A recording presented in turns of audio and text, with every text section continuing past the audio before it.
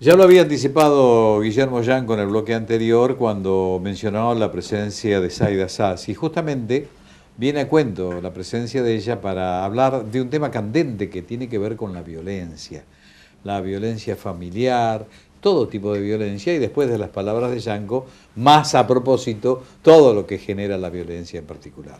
Pues gracias por venir, Zaida. No, gracias por Siempre sos invitarme. bienvenida. La violencia, gran expresión y que contempla una serie de actitudes de la gente. Es decir, Yanko lo tocó desde un punto de vista.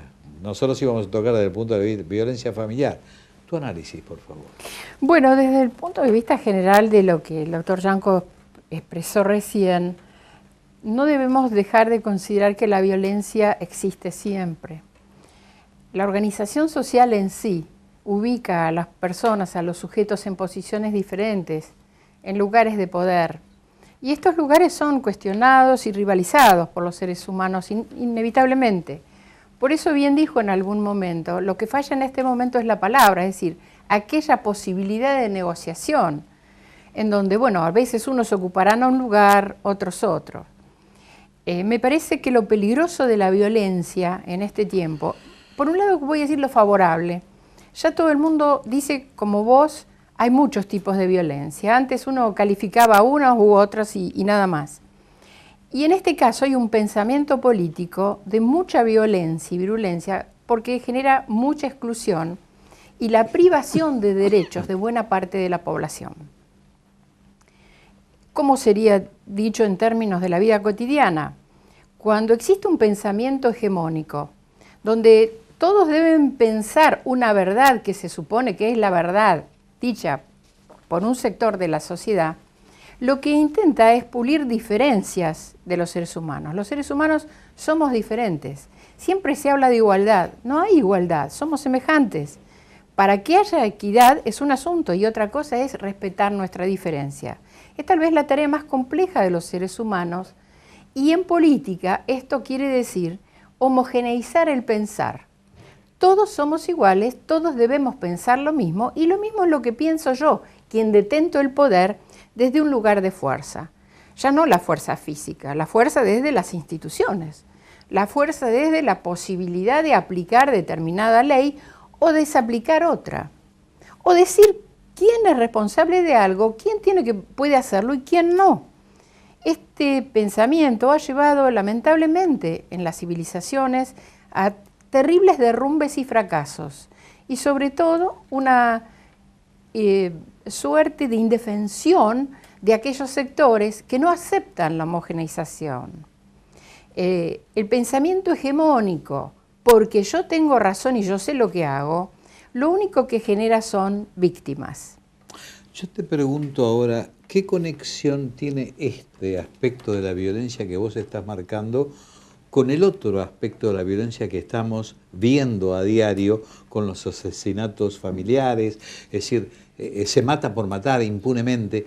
¿Cuál es la relación? O sea, ¿cómo se concilian una cosa con otra desde el punto de vista psicoanalítico? Claro, desde el punto de vista psicoanalítico esto tiene que ver con que el ser humano, eso lo decía Freud, tiene una tendencia, un impulso violento que tiene que aprender mediante un dispositivo de demora, la censura y distintas... Yo me acordaba la triple definición de Freud de el yo, el superyo y el ello, ¿no? Sí. Cómo interactúan entre sí. Cómo interactúan y cómo el ello marca el superyo marca lo que debe ser al ello, ¿no?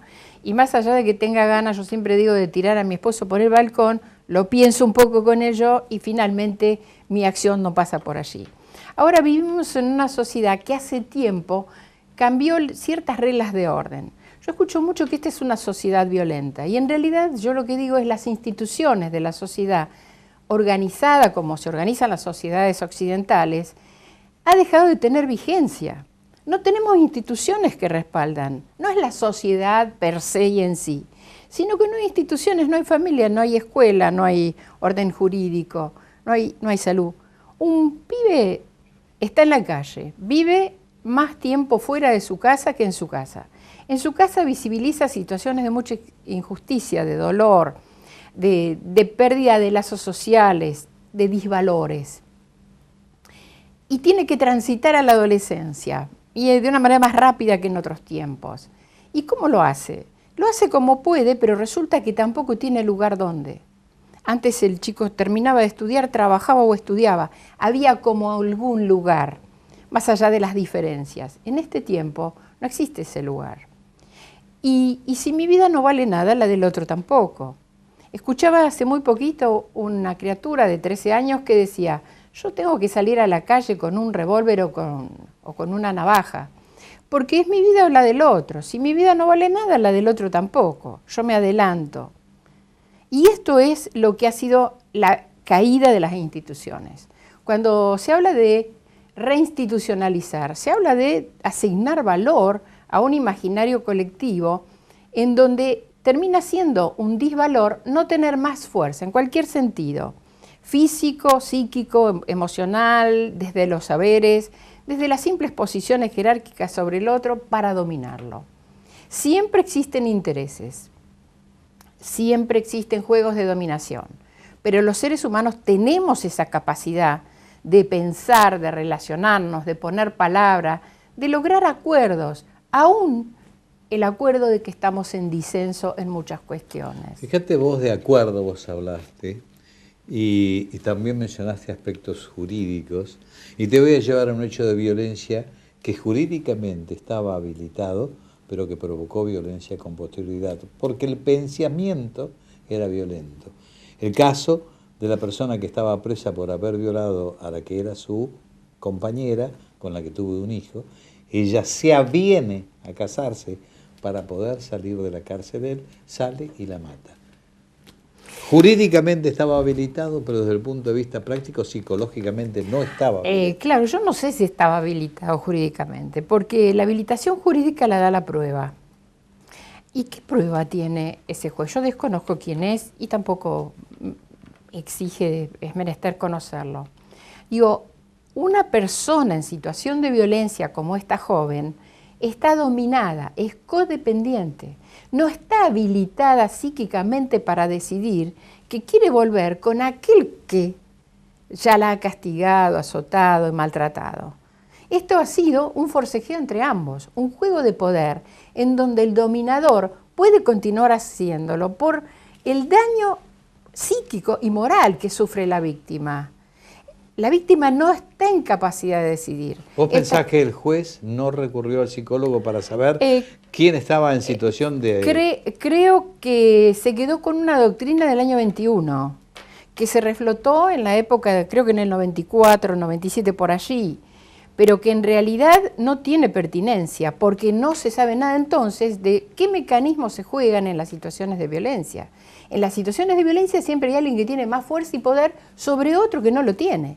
Y paulatinamente va perdiendo el poquito que le queda porque pierde su autoestima. Esta chica, cuando eligió, no estaba eligiendo casarse. Podemos alegar que hasta podían haber existido razones religiosas de perdón, pero ni siquiera alguna religión es tan perversa de exigir el perdón y la convivencia. Aquí hubo una apurada por parte de este joven, evidentemente con severas perturbaciones, que no merecía haber salido.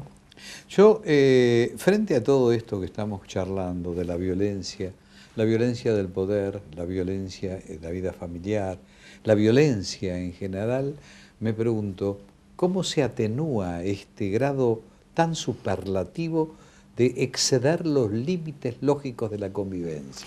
Claro, es una muy buena pregunta. Lamentablemente lo jurídico, lo social, lo psicológico aparece después del hecho, con lo cual siempre estamos detrás del proceso.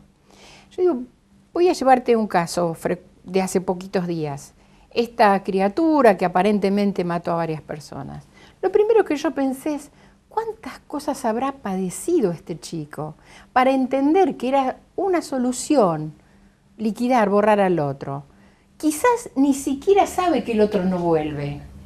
No sé cuál es su marca en el aparato psíquico. ¿Qué aprendió? Si los chicos, ya sabemos, cuando alguien se muere piensan que vuelven. No sé si estos chicos que no tienen educación, no tienen instrucción, no tienen redes sociales, tienen lamentablemente pocos y en general disfuncionales lazos y vínculos afectivos, no tienen escuelas contenedoras, no tienen una sociedad donde se pueden insertar, trabajar, rehabilitarse, aprender habilidades, etc., si puede discernir. ¿O acaso la edad genera discernimiento?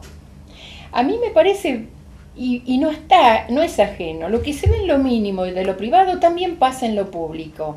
Hoy, por ejemplo, se valoriza mucho la juventud, como si fuera un atributo calificable. Y no entendemos que se puede portar más o menos años y ser descalificable para ocupar determinados lugares, sobre todo por falta de saberes, equilibrios, conocer las situaciones. Hoy todo el mundo habla de violencia, poca gente sabe lo que es violencia. Mucha gente confunde agresividad con violencia y muchos entienden de que, bueno, es así, es su carácter. Y otros creen que lo van a cambiar. ¿Cuántas posiciones, verdad? Podemos realmente decir, quizás no hay una sola respuesta, pero debe estar en el orden de la prevención. Y el cambio es la transformación cultural, qué pretencioso, ¿no? Pero siempre hay que empezar por algún lugar. Y en esta calificación de lo cultural hay que retomar las instituciones. No importa si se llamen familia o qué configuración o qué dinámica interna tengan. No importa qué escolaridad, no importa qué juzgado. Lo que interesa es que exista, que marque la norma de lo que se puede y de lo que no se puede. Tal vez solo para transgredirla, pero también para contener, para bordear. El ser humano sin borde se enloquece. ¿Cuántos de estos hechos de estos días recordé trabajando el caso de Romina Tejerina para una especialización que estoy haciendo? Tuve presente todo lo que le pasó a esta menor y cómo la sociedad y aún la justicia la sigue castigando.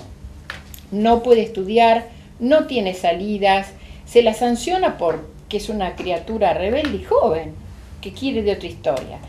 Y la va a rehabilitar, y con esto cierro, dentro de 7 años, ¿qué va a devolver a la sociedad?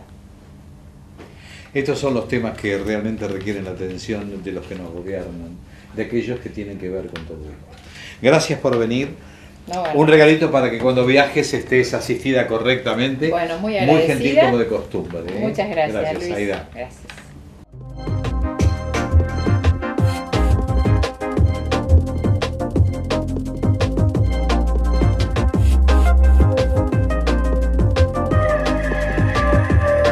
Prácticamente estamos en el fin de año. Hemos tenido un año realmente importante, trascendente. Nosotros desde aquí, desde Sin Exclusiones, le deseamos lo mejor. Que tengan un magnífico fin de año y que el 2012 sea lo mejor, lo que todos ustedes esperan. Que sea lo mejor y para todos, efectivamente. Feliz Año Nuevo. Y no se olviden que Sin Exclusiones seguirá todo el verano con estrenos exclusivos para compartir con ustedes. Hasta el próximo miércoles. Que les vaya muy bien.